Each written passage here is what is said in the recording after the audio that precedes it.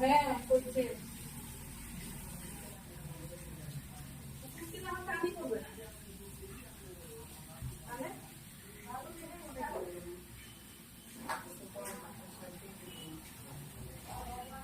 তাহলে ধান আর ঘর বিক্রি দিয়ে ঘর হ্যাঁ বসালে 3 বার বসায়। আর হচ্ছে কয়টা ধান চন্দন বসে। হ্যাঁ চন্দন পাকার দরকার। পরে আমি চান করে ফেলবো। এটা কোন এখন দিল বাবারে কলা একসঙ্গেই তো যাবে। নিয়ে আসি আর হচ্ছে কয়টা ধান